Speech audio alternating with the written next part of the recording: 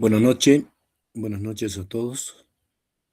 Sergio, Álvaro, a ver, creo que nada más a Víctor se ha sumado. Muy buenas noches. Buenas noches. A ver, vamos a ir Buenas con noches a nuestra todos. última clase, nuestra última sesión.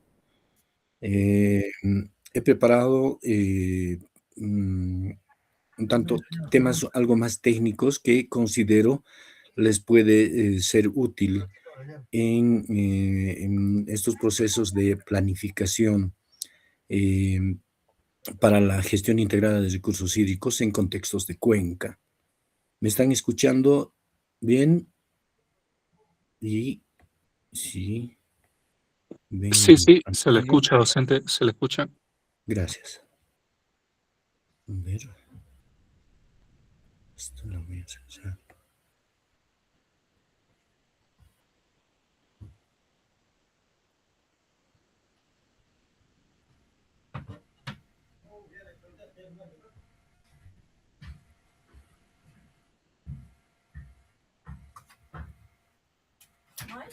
No hay.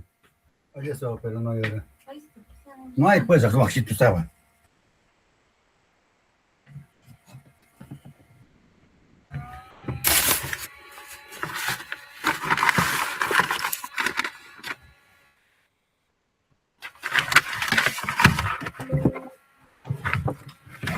No, sí. No hay.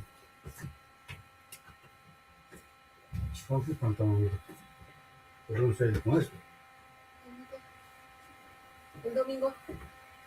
Bueno, Víctor, si podría apagar su micrófono.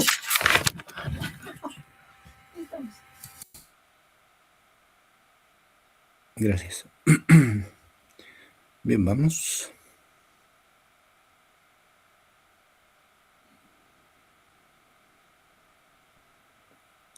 Bien.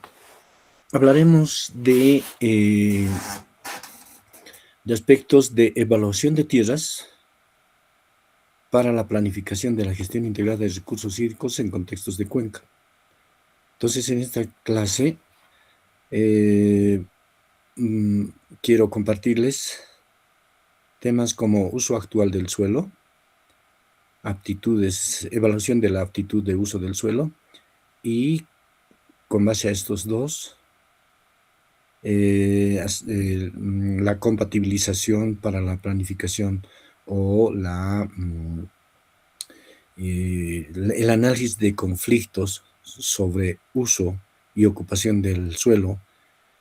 Y estos temas son bastante útiles en la planificación de cuencas, ¿no? Bajo este enfoque de gestión integrada de recursos hídricos. ¿Están viendo mi pantalla? ¿Me escuchan bien, por favor?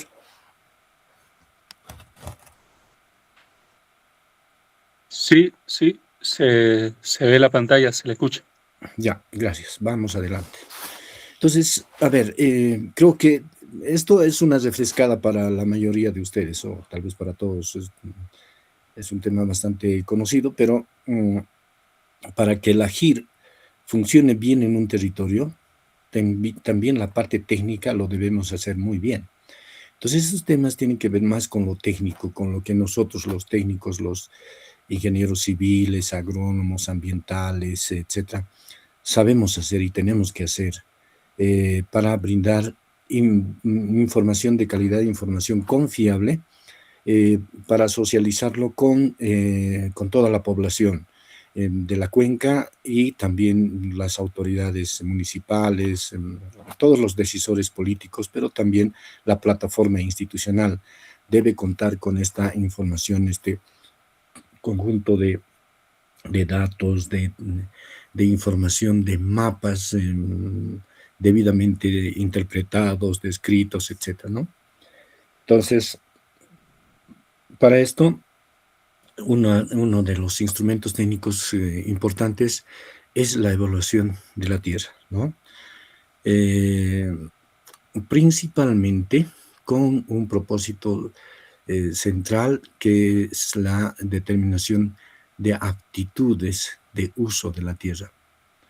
¿no? Y esto confrontando o comparando tipos de tierras con tipos de usos, es decir, lo que oferta el medio físico, el medio natural, lo que oferta, lo que tiene en cualidades y potencialidades, versus confrontado con lo que la población requiere, lo que la población requiere, la población necesita del medio físico, lo que está demandando el medio físico. Entonces, hablamos de confrontar las cualidades de uso de la tierra, ¿no? Los atributos que tiene un territorio y por zonas, por unidades de tierra, ¿no? Todos los atributos. Y versus los tipos de uso de la tierra, es decir, una confrontación, una comparación, una compatibilización entre CUTs y TUTs, ¿no es cierto? CUTs como cualidades de uso de la tierra versus los tipos de uso de la tierra. A eso se refiere, esta parte es importante que se haga por parte de nosotros, de todos los técnicos involucrados en este proceso. Entonces, la evaluación de tierras contribuye a dar respuesta a dos cosas básicas, ¿no? Que en términos sencillos se puede decir un lugar para cada cosa y cada cosa en su lugar, ¿no? Es ordenar el territorio. Por supuesto, empezando el ordenamiento del territorio, empezando por ordenar nuestras intervenciones, nuestras actitudes, nuestras formas y costumbres de usar y ocupar el territorio. Por ahí debe empezar todo, ¿no? Y luego entramos al mismo territorio, ¿no? A ver el territorio, para ver cuáles son las mejores áreas, las mejores zonas, las mejores unidades territoriales para poner en práctica un determinado tipo de uso o aprovechamiento de la tierra, un TUT, ¿no es cierto? Y también cuál es el tipo de aprovechamiento más indicado para una determinada área, de modo que tal que no se degrade esa área, ese pedazo de tierra, vamos a decir, ¿no es cierto?, que no se degrada, que sea sostenible el uso y la ocupación de ese territorio. Entonces, una evaluación de tierras está orientado a eso, ¿no? Y esta grafiquita es importante que lo analicemos. Esto es lo que les decía.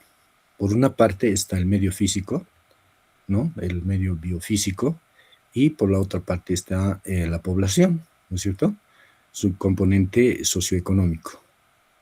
Entonces, el medio físico tiene atributos, tiene potencialidades, pero también limitaciones, y en conjunto se puede decir cualidades de uso de la tierra, ¿no? Los aspectos biofísicos y biológicos. Y por el otro lado están los TUTs, que tienen que ver con los requerimientos que tiene la población para sus actividades económicas productivas. En esta relación de sistema territorial, aquí está en cuadrito, en esta relación de sistema territorial.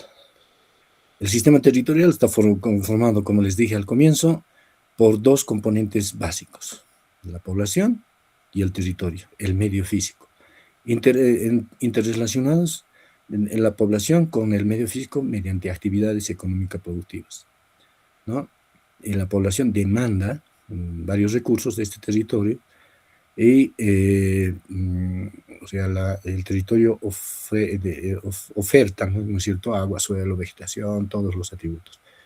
Y la población, por su parte, debe también brindar, para que el uso sea sostenible, todos los cuidados, protección, mantenimiento, ¿no es cierto?, toda la atención para que este territorio no se degrade. Por tanto, es necesario entrar en un cierto balance, ¿verdad?, entre las cualidades y los tipos de uso de la tierra.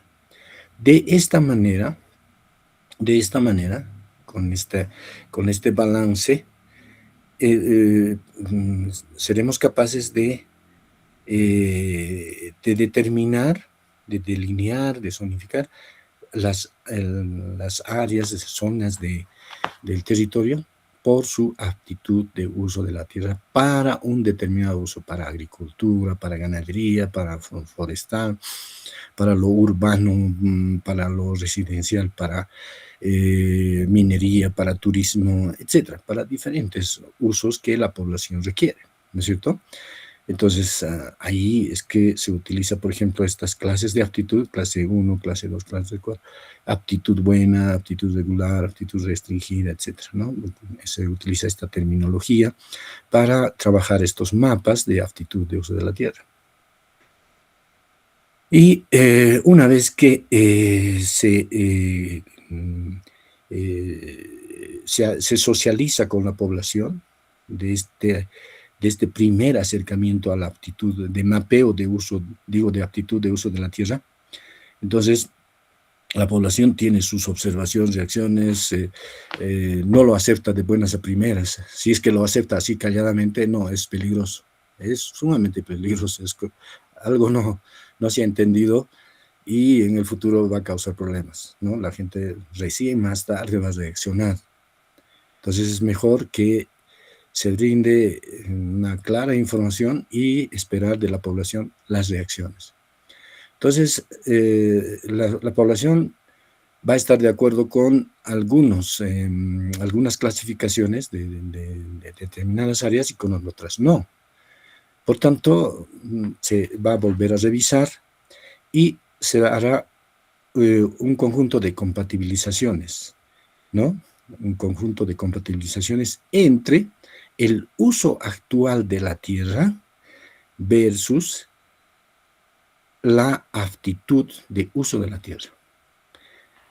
Entonces, se hace esas compatibilizaciones y finalmente se llega a algo ya en concertación, se llega a un mapa de zonificación agroecológica, ¿no? Ya esto ya es para incluirlo en el plan de manejo integral de la cuenca, que, como les dije, no es otra cosa que un ordenamiento territorial por cuencas.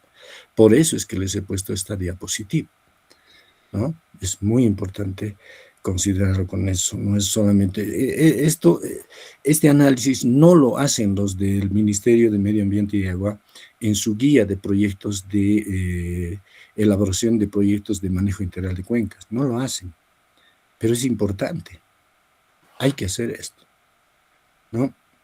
Espero que el actual gobierno le dé bastante peso a estos temas, porque yo considero que son clave, ¿ya?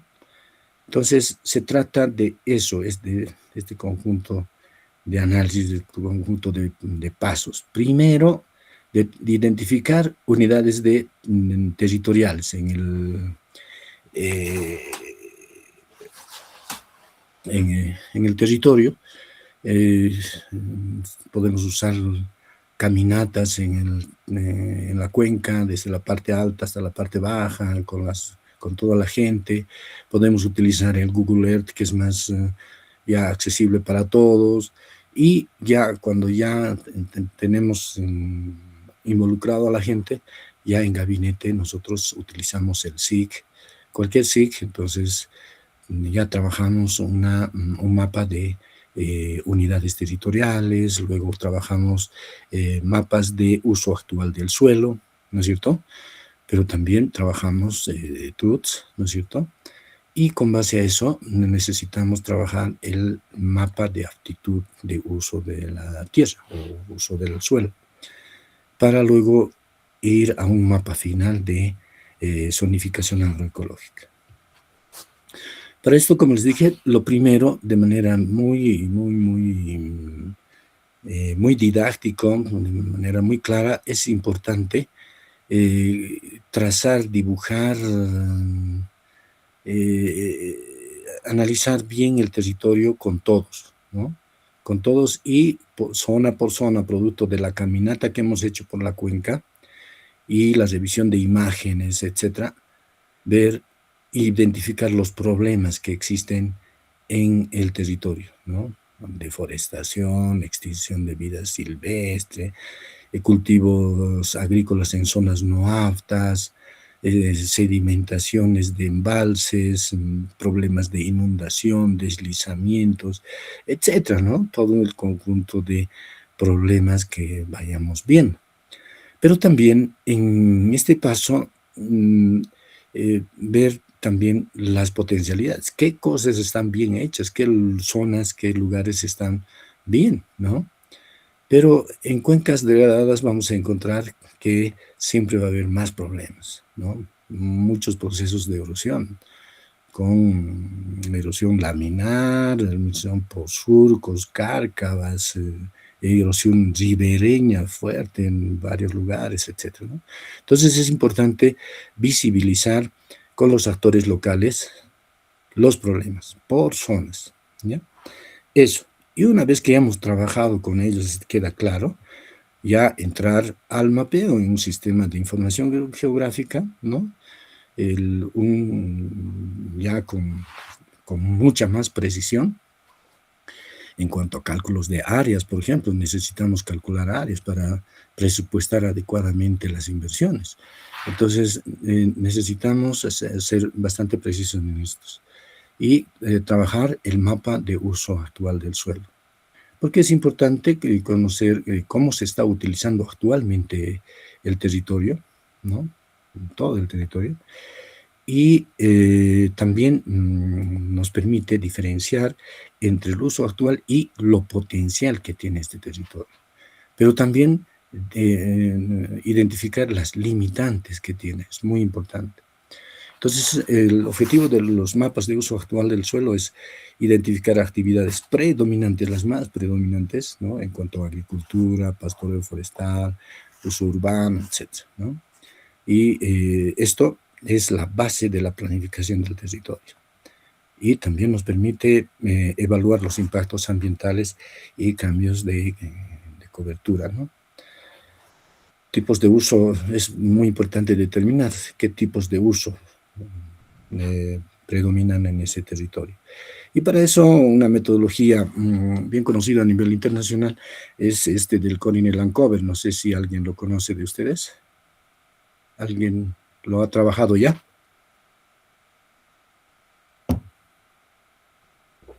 Tal vez alguien, René, Álvaro. No, ingeniero, no conozco yo Ya. Bueno, me parece interesante. Es una forma de descripción, ¿no es cierto?, por niveles del territorio, por colores y códigos. Fíjense, por códigos. De modo que en los mapas, de manera, o sea, es un estándar internacional. Por ejemplo, se utiliza el rojo para el nivel 1, ¿no es cierto?, para superficies artificiales. Para el nivel 2 y hay una variación de colores, con estos colores. O sea, eso debe aparecer en los mapas, ¿no? Entonces, para el nivel 3 lo mismo, y la respectiva codificación aquí, ¿no? El 1, aquí por ejemplo, ¿no? El 1,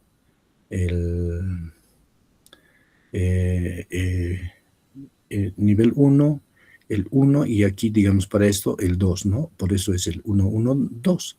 Y estos son las bandas, ¿no? De rojo, verde y azul, ¿no? Sus codificaciones. Pero lo más importante es el uso de estos colores.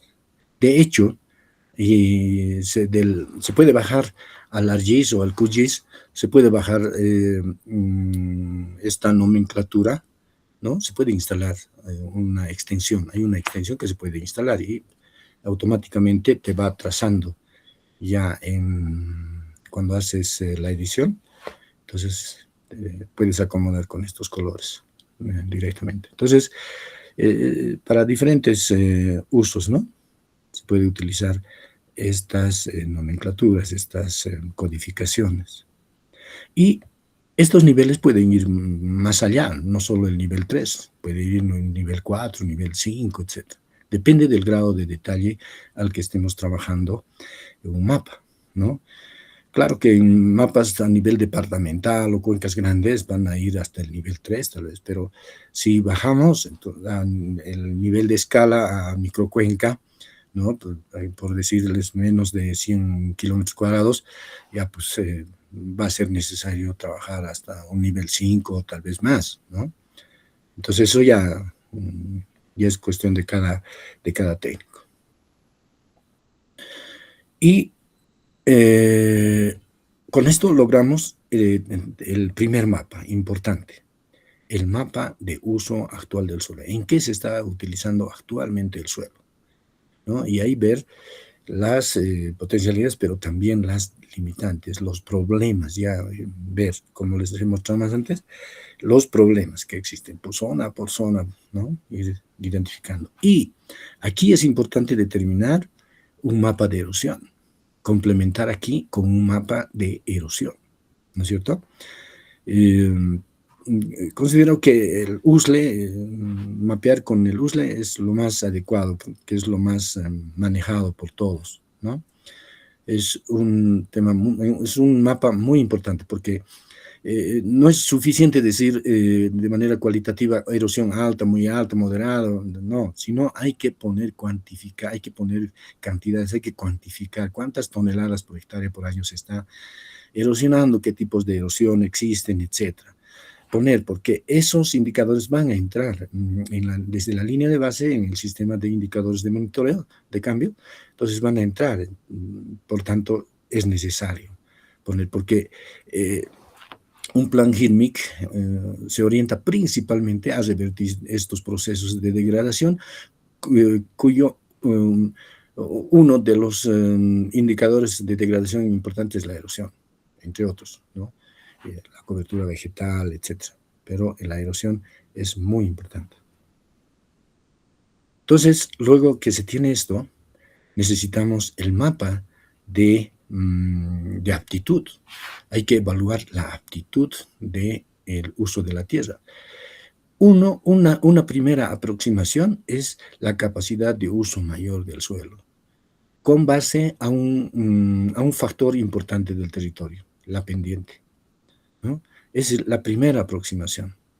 Y luego ya entran otros criterios, ¿no? Como la permeabilidad, la pedregosidad, la textura, la salinidad, etc. Vamos a ir viendo más luego, ¿no? Pero una primera aproximación es con la pendiente y determinar la capacidad de uso mayor del suelo. Es una primera aproximación a la aptitud de uso del suelo, repito, ¿ya? Entonces, este es un sistema de ordenamiento agroecológico que agrupa las tierras en clases, subclases y unidades, ¿no? Según el potencial para agricultura y ganadería, y centralmente considerando limitaciones por textura, profundidad, fertilidad, por el clima, precipitación, temperatura, sequía, heladas, limitaciones por pendiente del terreno y riesgos de erosión y degradación. Este es nivel 1 de clasificación de la capacidad de uso mayor en clases agrológicas que van del 1 al 8. Esto creo que todos lo conocemos desde la universidad en nuestras clases de suelos, de la efología, etc. Entonces son 8 clases, ¿no es cierto?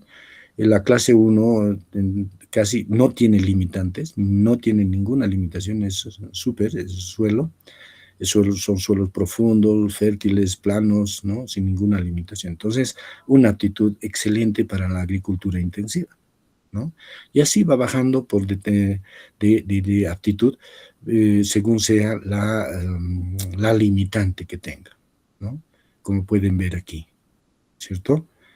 Como pueden ver, observar aquí, según las limitaciones van bajando, ¿sí? Las clases 8 para... o 7 para el uso forestal, protección, ¿no? Áreas protegidas, etc. Y entonces, en el mapa de aptitud también hay que considerar no solo la clase, sino también las limitaciones, ¿no? por ejemplo, se utiliza la E para mencionar limitantes en cuanto a erosión. La S para limitantes del suelo, las limitaciones que tiene el suelo en cuanto a textura, pedregosidad, profundidad, etcétera. La C para climáticas, el H, etcétera, y la pendiente, etcétera, ¿no es cierto? Y, por ejemplo, este código dice clase 3 con limitaciones de erosión y suelos, ¿no? Pero, ¿cuál de estas, no? Entonces hay que ser más, esta codificación a más detalle, ¿no? A más detalle. En el mapa debe aparecer con mayor detalle. Por ejemplo, erosión. Erosión, hay que darle rangos, ¿no es cierto?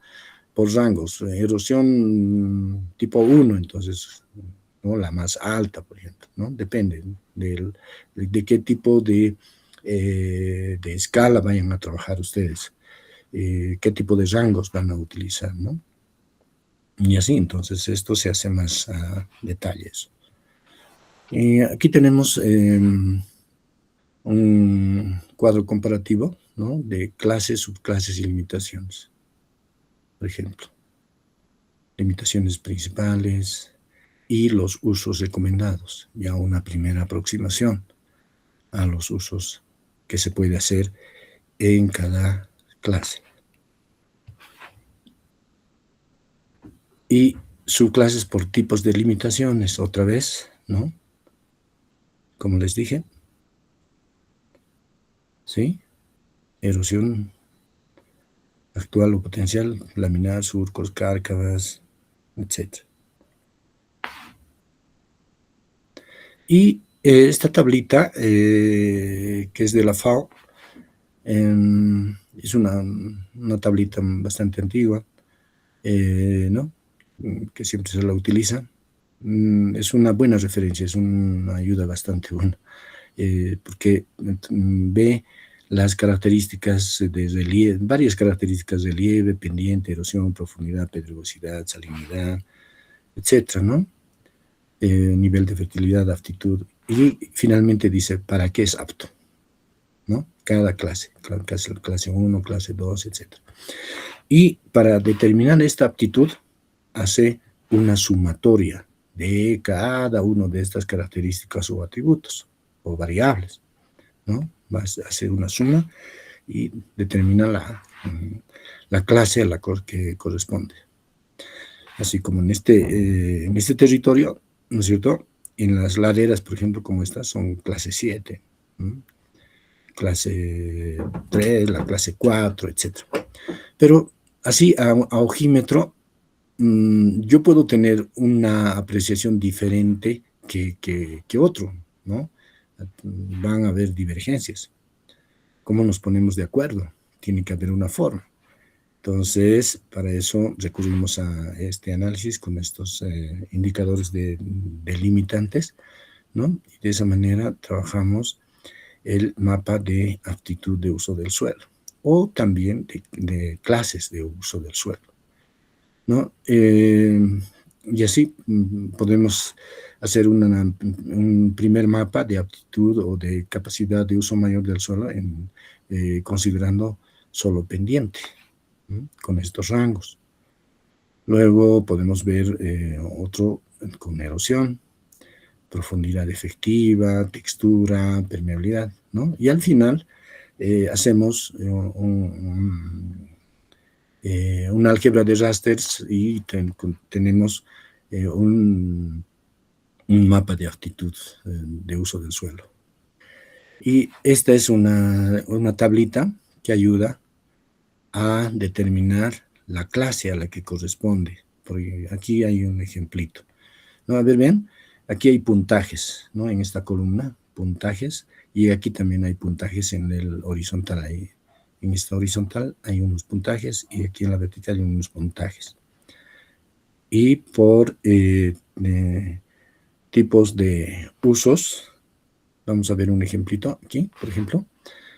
Dice, para hallar la clase del suelo en el cuadro se multiplica el factor numérico correspondiente en la columna horizontal por el factor numérico vertical. Estito, ¿no? El horizontal por esta vertical.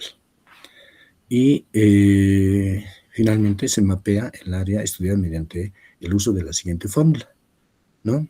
Entonces, la capacidad de uso o la aptitud es la suma del mapa de profundidad efectiva, permeabilidad, pendiente, erosión, textura, etc. Pueden entrar más variables.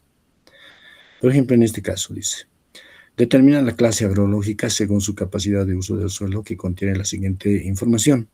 Pendiente, 22%. Erosión moderada, profundidad efectiva superficial de 0,30, ¿no? Y se utiliza esta tablita de aquí adelante. 22 dice, por ejemplo, pendiente, ¿no? Pendiente, 22 está en este, ¿no? Entre 20.1 y 35, ahí está.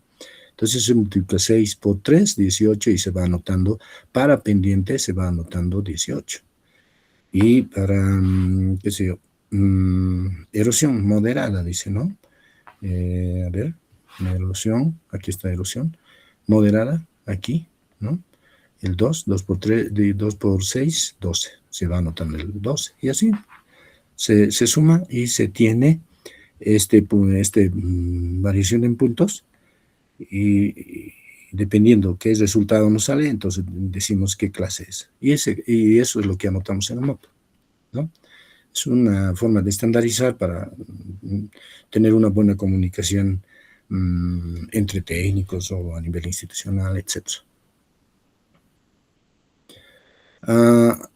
¿Alguna pregunta hasta ahí? ¿Estamos? ¿O les parece o no?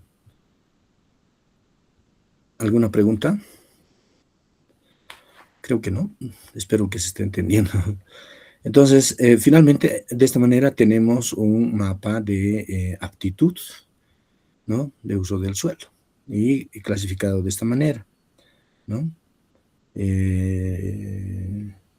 Cuando no hay ningún nivel de limitación, entonces esa clase de tierra es muy apta para un determinado uso, ¿no? Con una limitación ligera todavía es muy apta, moderada, ¿no?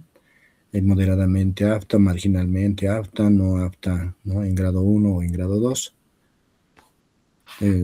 Se puede utilizar esta denominación, ¿no? Para clasificar aptitudes de uso de la tierra. Entonces, hasta ahí tenemos el mapa de uso actual del suelo y el mapa de aptitudes. Es muy importante. Ahorita lo estoy pasando fácil, ¿no? Su elaboración tampoco es tan fácil. Es bastante tedioso y en muchos casos requiere de buenas imágenes, ¿no? Demanda tiempo. Entonces, con base a eso, ya se puede ir pensando en qué necesidades de manejo necesita cada zona, cada área, que tiene más limitantes. Por ejemplo, de llevar de una clase 3 a una clase 2, hay que subsanar limitantes. Entonces, hay que tomar un conjunto de precauciones, ¿no es cierto? Y cuidar de no aumentar riesgos de degradación de la tierra. Y recurrir a prácticas o técnicas de manejo, ¿no? Con acciones concretas que responden a necesidades de manejo de cada área. Para eso se emplea un conjunto, hay muchísimas técnicas, tecnologías de conservación de suelos y aguas, y ustedes pueden encontrar si visitan el sitio del WOCAT, es un observatorio mundial de tecnologías de conservación de suelos. Está articulado también al Google Earth. Entonces ahí hay muchas instituciones, comunidades, etcétera. Mucha gente comparte sus tecnologías. Entonces ahí se pueden ir sistematizando las mejores, las más adecuadas, las prácticas más adecuadas, ¿no? Para ir optando como respuesta a una determinada problemática en el territorio. Entonces, estas prácticas de manejo son agronómicas, ¿no? Vegetativas, también estructurales, ¿no es cierto? Pero básicamente son prácticas de conservación de suelos y aguas, prácticas agronómicas, culturales, agroforestales, físicas, biológicas, etcétera, ¿no? Es importante tener en el equipo, revisar y también recuperar, sistematizar del territorio qué prácticas de conservación existen o existieron, que están desapareciendo o desaparecieron y que de pronto serían interesantes de recuperarlo, de describirlo y tal vez si necesario complementarlo, actualizarlo y tener una práctica local, ¿no? Lo mejor siempre es recurrir a lo local, a lo que ya existe, ¿no es cierto? Todos sabemos eso. Y con esto, entonces, primero tenemos con la comunidad una mirada, una visualización de los problemas. Y luego que hacemos este análisis de aptitudes de uso del suelo, entonces damos una primera aproximación, un primer mapeo de zonificación del territorio, ¿no? Por aptitudes. Lo presentamos de manera muy entendible, más visible, ¿no? Que todos entiendan, que todos se ubiquen, porque ya estamos entrando a tomar decisiones, ¿no? Ya la población va a entrar a tomar decisiones de si se mantiene este territorio con determinados cambios en el uso del suelo. Puede ser que haya muchos cambios. Y esta socialización de estos mapas, este análisis, no es suficiente un taller, no es suficiente una reunión, es más, las necesarias.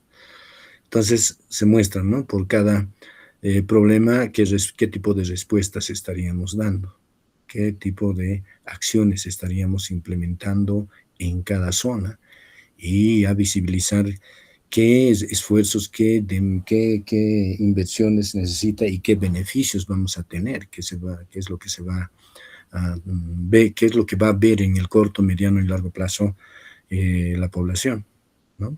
Esto es una primera. Producto de esto va a haber cambios, ¿no? Va a haber cambios. Por tanto, hay que absorber todas estas observaciones, recomendaciones de la población, de las instituciones, todo hay que anotarlo y entrar a un proceso de compatibilización de uso del suelo, ¿no? Y hacer un análisis de conflictos de uso del suelo, comparando, agarrando dos conjuntos de información, el de aptitud de uso del suelo y el del uso actual del suelo, comparando los dos. Este sería tanto lo que se proyecta hacer con base a las potencialidades y limitaciones del territorio y la que actualmente está y que puede ser la causa de determinados procesos de degradación de tierras, ¿cierto? Entonces se hace una compatibilización, porque el de aptitud se refiere a la aptitud natural de las tierras y uso actual, las formas de uso de la tierra por parte de la población y las instituciones existentes, ¿no? Entonces, ¿cómo se clasifica esta compatibilización, este análisis de conflictos de uso del suelo? Se la clasifica en uso conforme y uso inconforme o uso inadecuado, ¿no es cierto? El uso conforme quiere decir que el uso actual, el uso de la manera en que se le está utilizando el territorio actualmente está bien, concuerda con la vocación natural del suelo, con la aptitud. Entonces está bien, pero cuando encontramos que no concuerda la aptitud de uso del suelo de una determinada área con el uso actual, entonces ahí hay un uso inadecuado. Puede ser un subuso, pero en la mayoría de los casos va a haber sobreuso, ¿no?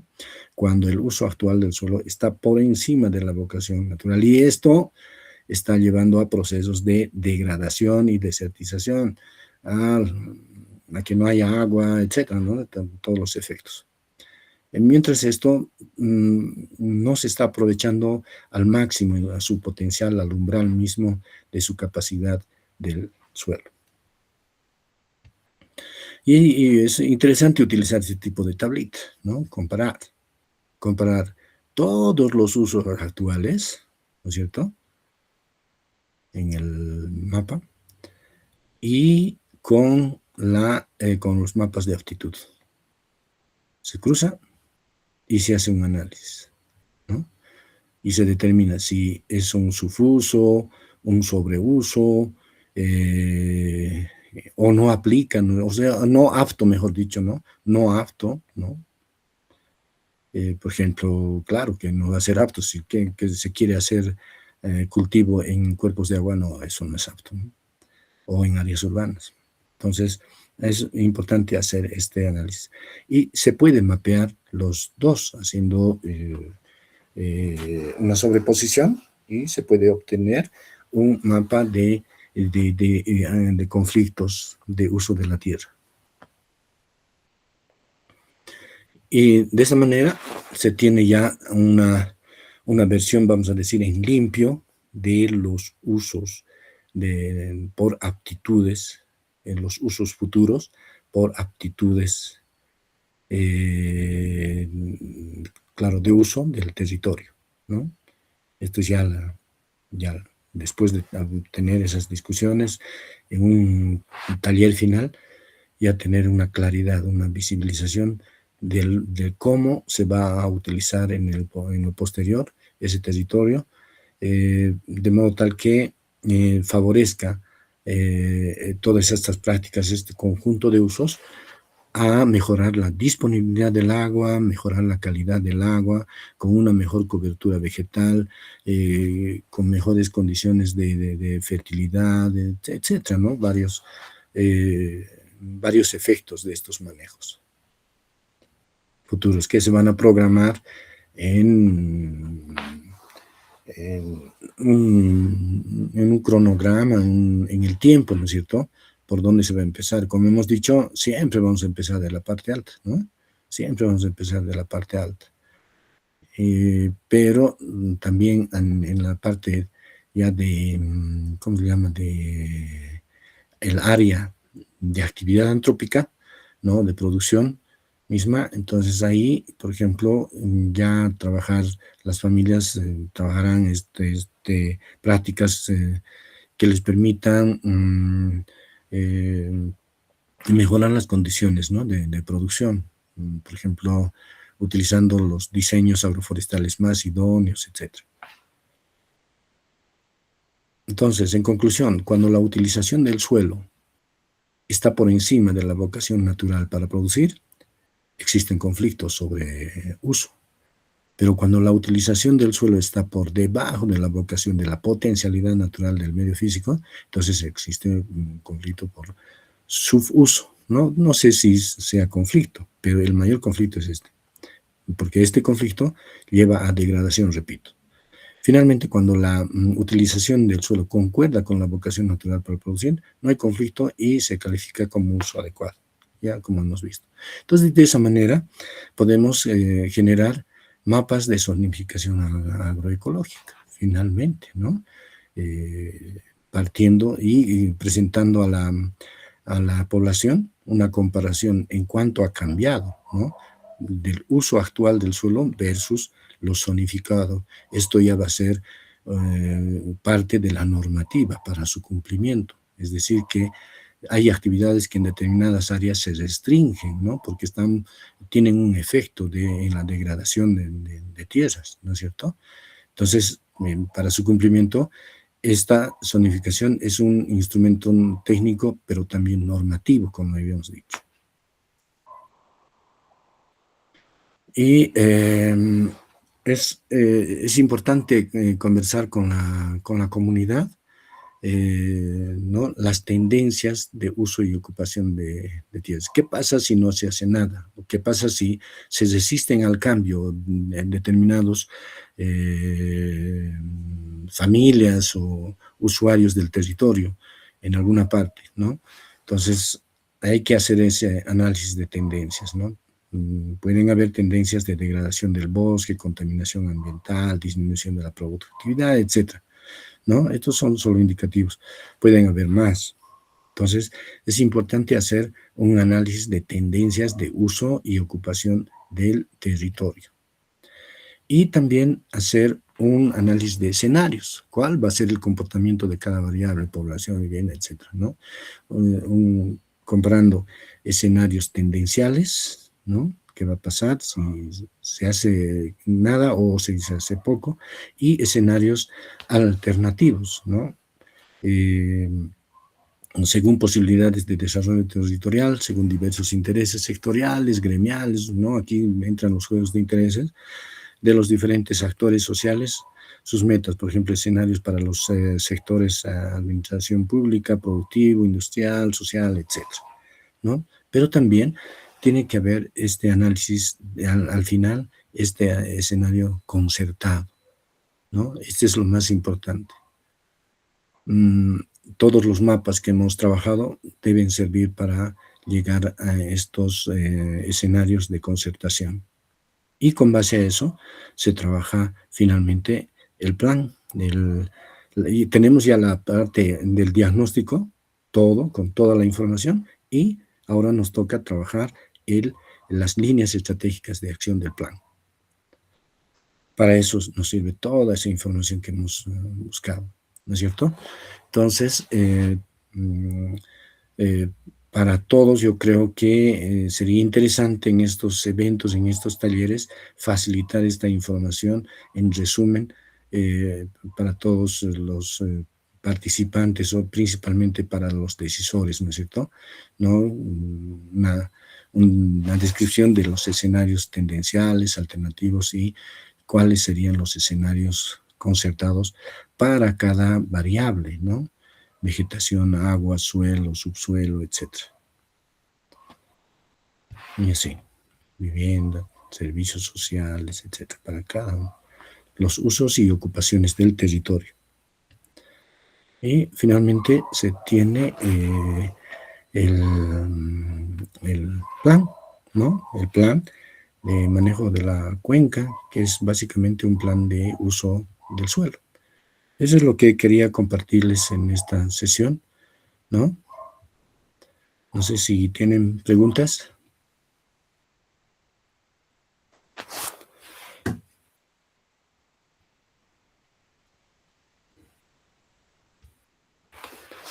Hola, ¿he ido muy rápido?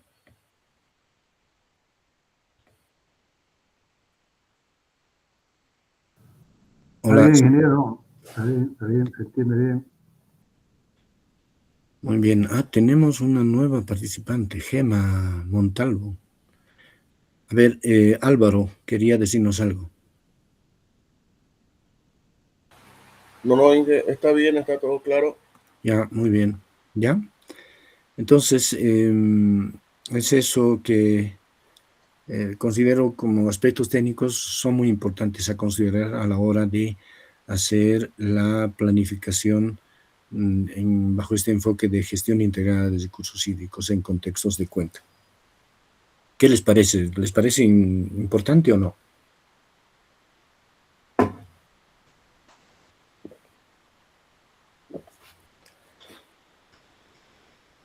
¿Qué dice Sergio? Sergio Andrés.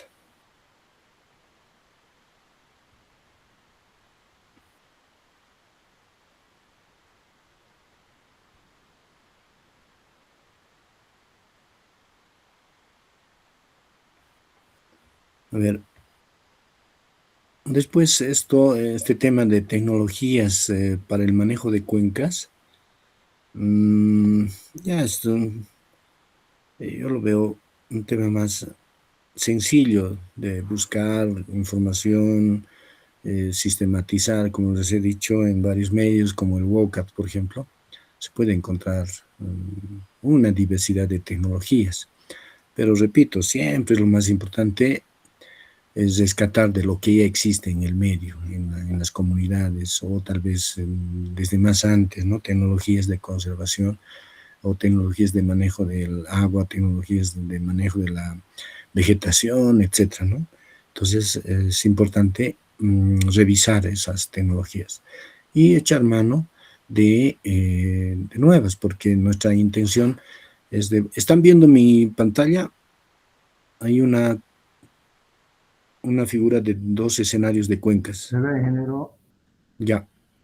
Entonces, porque nuestro propósito con un HIRMIC es pasar de un estado como este, muy degradado, donde no hay agua, la escasa agua es de muy baja calidad, ¿no? A llegar a este estado, ¿no? Llegar a este estado de ecosistema.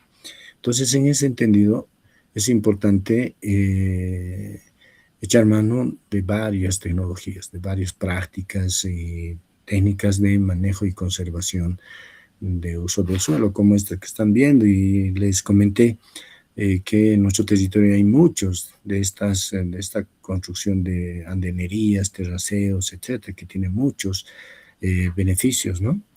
Y así recuperar bastante información de la zona, ¿no? Eso es parte del proceso de la gestión con alta participación y concertación, ¿no? La gestión tiene que ver con participación y concertación entre la población, las instituciones a diferentes niveles, como ya hemos visto en sesiones anteriores, ¿verdad? ¿No? Y adoptar diferentes estrategias de gestión. Ya creo que esto ya por demás hemos hablado bastante, ¿no? Con reuniones permanentes. Para eso debe haber recursos, porque hay que prever bastantes recursos, porque la gente al comienzo, o al menos, tiene que haber bastante apoyo, porque la gente no tiene tiempo, la gente del campo principalmente no tiene tiempo, ¿no? Todo su tiempo está full ocupado. Entonces, de alguna manera hay que remunerar, hay que reconocer, no pagar, pero la alimentación, los medios, todo debe estar disponible, ¿no? Para que se mantenga un estado de ánimo bastante bueno. Y como en este caso, siempre dando una mirada a cómo está el estado de situación del territorio.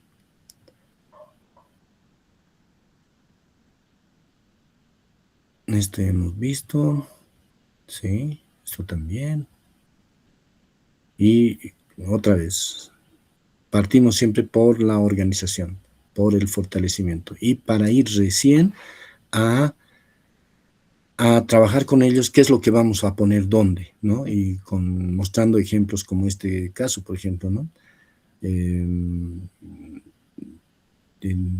la parte alta, ¿qué acciones vamos a poner? Por ejemplo, aquí muestran zanjas de infiltración. ¿Qué son las zanjas de infiltración? Aquí mostramos, ¿no? El diseño, todo, cómo hay que tener, qué cuidados hay que tener, porque las zanjas de infiltración, si no se diseñan bien, no se lo coloca en el lugar adecuado, en vez de ser un bien, puede ser un perjuicio, ¿no? Todos sabemos. Y así, diferentes prácticas, como por ejemplo silvopastura con especies nativas. Hay un tema muy importante que yo estoy muy convencido del uso de esta especie, ¿no? Para trabajar recarga de acuíferos, recarga de vertientes, etc. Esta especie, todas las estipas, todas las gramíneas, ¿no? Son las más idóneas. En las áreas de recarga, estas estipas tienen que estar casi de la altura de la persona, porque estas especies, por la arquitectura de sus hojas, que son aciculadas, cualquier gota, la mínima gota de agua de lluvia, la conduce hacia el centro de la planta, y como tiene una raíz fibrosa, entonces la incorpora en el suelo, recarga, ¿no? Es la más óptima, la más idónea para recarga de acuíferos. Esta especie me gusta mucho, y hay muchas especies de estas, ¿no? La paja brava, por ejemplo, es muy buenísima, y así todas las gramíneas.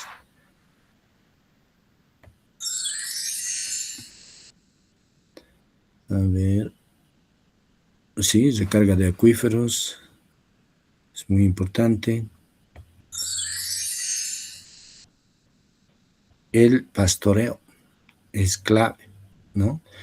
Para iniciar estos procesos GIRMIC necesariamente se tiene que trabajar pastoreo, sistemas de pastoreo semi-estabulado, o si no es estabulado, pero por lo menos semi-estabulado, y acompañado de selección de los animales más productivos, etc. A veces cuesta trabajo para la gente, no quiere deshacerse de sus animales, pero hay que trabajar bastante con qué sé yo, con bancos forrajeros, complementar, y cuando la gente ve que con esta nueva forma de criar animales tiene más ganancia en carne, en leche, en lana, la gente responde. Yo he tenido muy buenas experiencias en los valles mesotérmicos del país, entre Potosí, Chuquisaca y Tarija, ¿no?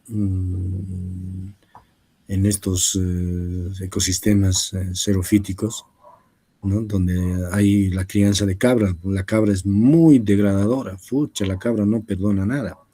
Entonces, trabajar una cría semiestabulada ha dado buen resultado.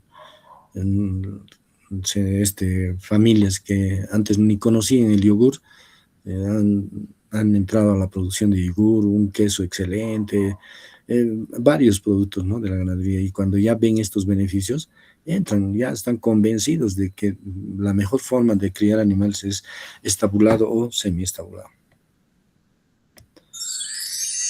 Y así, a ver, claro, la avicultura orgánica, ¿no?, agroecología, este enfoque ancestral, es muy importante utilizarlo.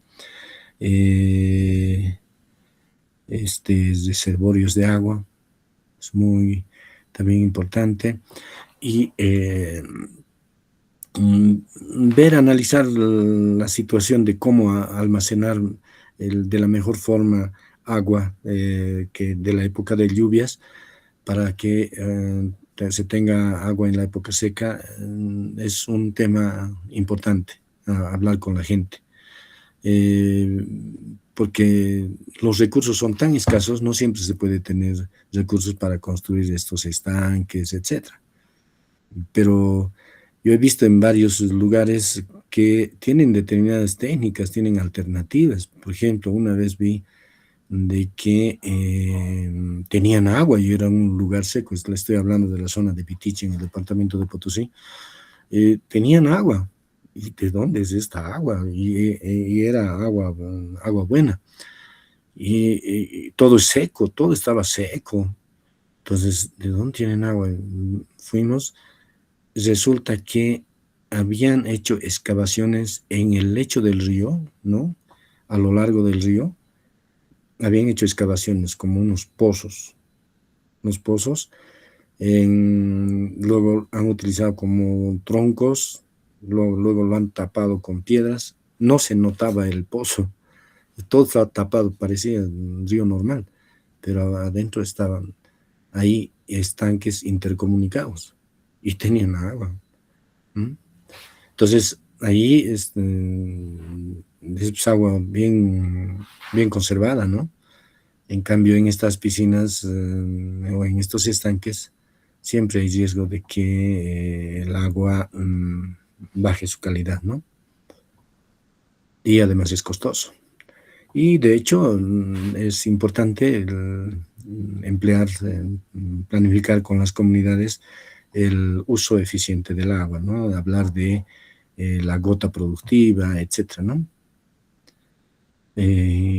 Plantaciones forestales, comenzando desde las partes altas. Esto debe ser una práctica anual de costumbre, ¿no? Avanzar con áreas protegidas para producción de agua y también para otros usos, ¿no? Es importante fortalecer, cuando estamos organizando proyectos, estamos armando proyectos, fortalecer los viveros forestales del municipio. Yo creo que es mejor del municipio. Podemos hablar de viveros comunales, familiares. Yo he trabajado en un proyecto de la FAO, Desarrollo Forestal Comunal, donde se ha buscado que las comunidades, las familias produzcan sus propios plantines. Eso funciona mientras hay asistencia técnica, pero ya cuando se termina eso, se quedó al olvido. Entonces, lo más sustentable es el vivero municipal, ¿no? Que tiene ítems de viverista, tiene los medios. Entonces, en muchos casos se requiere de un fortalecimiento, que los viveros tengan un plan de producción de plantines en base a las necesidades determinadas, identificadas en cada comunidad, donde se definen qué tipo de especies y qué cantidades. Entonces, esos son insumos para la planificación del vivero. Y no estar haciendo como se hace. El vivero está separado, ¿no? Produce tantos de olmo, tantos de eucalipto, no sé qué, y los mandan nomás a las comunidades para que planten, ¿no? Y lo plantan o en algunos lugares que no son adecuados para eso, o no los plantan, ahí están botados los plantines, ¿no? Entonces requiere de una buena planificación en esos temas también. Y así, y el tema de sistemas agroforestales. La agroforestería es una buena alternativa, ¿no? Y sobre todo considerando estos escenarios de cambio climático. No hay otra, es innegable. Trabajar con las comunidades los diseños más adecuados, ¿no? De sistemas agroforestales. Sí, como lo que ya comenté, fortalecimiento a los viveros, ya sea comunales, pero yo soy más de la idea de los viveros municipales, porque puede haber comunales, pero tiene que haber una muy buena madurez, ¿no? Quizás ya en estos procesos que se han iniciado bien de HIRMIC, puede funcionar, ¿no? Porque hay un compromiso, hay una voluntad de mejorar la cuenca, ¿no? Entonces puede ser, porque tiene que haber personal que atienda, ¿no? Que atienda, porque a veces también se trabajan viveros escolares, pero ¿qué pasa cuando hay vacaciones invernales o finales? Entonces el vivero queda abandonado, ni quien lo cuide, y las plantas se murieron. Sí, todo este sistema de conservación de suelos en terrazas de formación lenta, etc. Cultivos andinos, ¿no? Favorecer las especies nativas, ganadería, y es importante que todas estas medidas, estas prácticas, sean siempre combinadas con el mercado, con un análisis de mercado, ¿no? Todas las mejoras. La gente se va a animar si ve ingresos, si sus ingresos son mejorados con todas las intervenciones que se hace con un determinado plano o proyecto. Y prácticas de conservación, digo, de transformación, ¿no? Eso le da un valor agregado, conformar microempresas. Yo tengo muy buena experiencia en estos temas con grupos de mujeres que hicieron microempresas. A ver, esto no funciona, no sé por qué.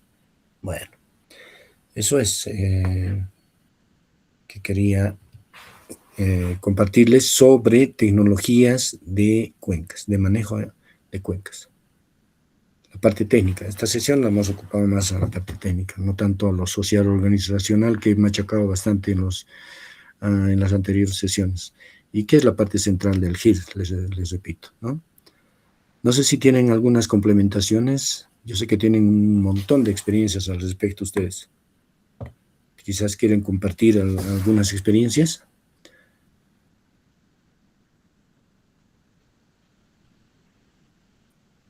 ¿Alguien? ¿Nadie?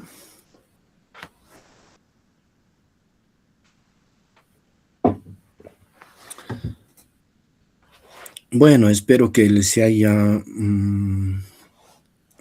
gustado, espero que les sea de utilidad todo lo que hemos compartido en este módulo. Voy a asignar una práctica final de elaboración de un plan GIR en un municipio, en el municipio, como les dije, en un municipio donde ustedes deseen trabajar, hacer un estudio.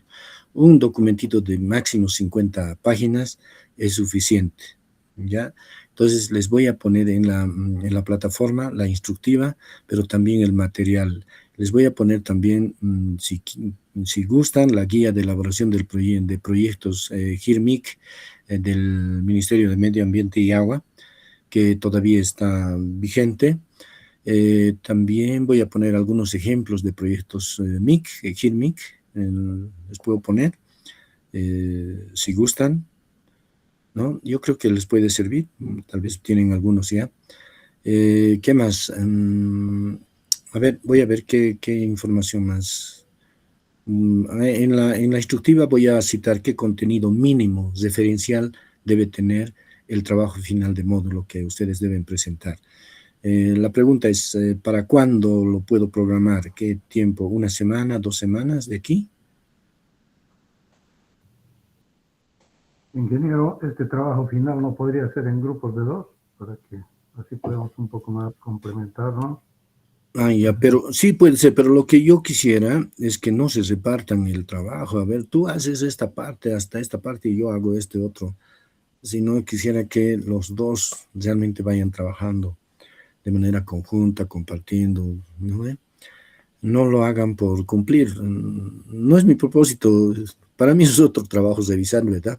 Lo que me interesa a mí es que hayan asimilado el módulo, lo que se ha hablado, y con el apoyo de todo el material bibliográfico que que está en la plataforma y que voy a poner, realmente haya servido para ustedes, ¿no? Es eso. Si gustan, lo pueden hacer en parejas.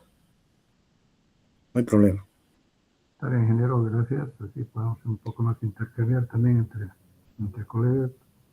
Muy bien. ¿Ya? ¿Para cuándo entonces lo programan?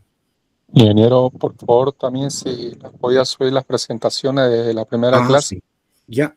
He subido de la primera clase, creo, o de la segunda clase también, pero voy a revisar y voy a subir estas últimas presentaciones y la de ayer también. De la tercera clase, ingeniero, esa es la que ha subido. De las anteriores, ¿no? Ya. Y de estas tampoco. Muy bien. Ya, Sergio, está bien. Lo voy a trabajar eso. ¿Podría enviar, por favor, Inge, el segundo trabajo práctico? El segundo trabajo es sobre la represa Tacagua, ¿verdad? Sí, ingeniero, porque he tenido dificultades para poder subir y no lo he podido trabajar en tiempo. Por favor, si hay No sé, posibilidad. voy a pedir apoyo al Inge de sistemas porque no sé cómo modificar, no me sale una opción para modificar la fecha, si no ya lo hubiera hecho. Alguien me pidió de la primera práctica y no pude. Yo, Inge, le pedí de la primera práctica y dije, no pude subir.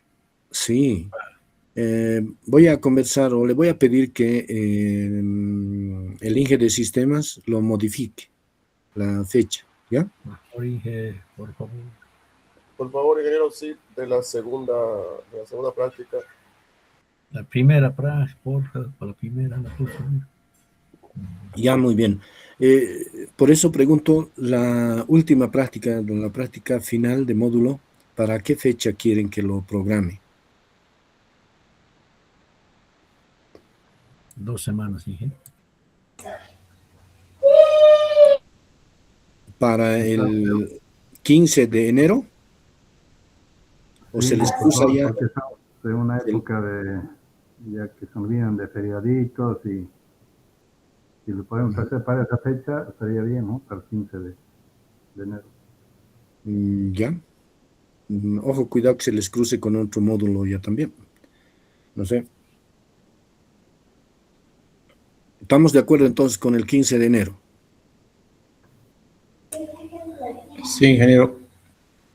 Listo. Para el 15 de enero entonces. Y el Muy bien. y el Sí. práctico 2, ¿hasta cuándo sería? Es una fecha tentativa para estar atentos.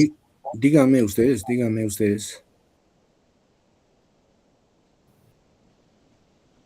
Una semana más que sea, Inge, por favor, para el segundo práctico.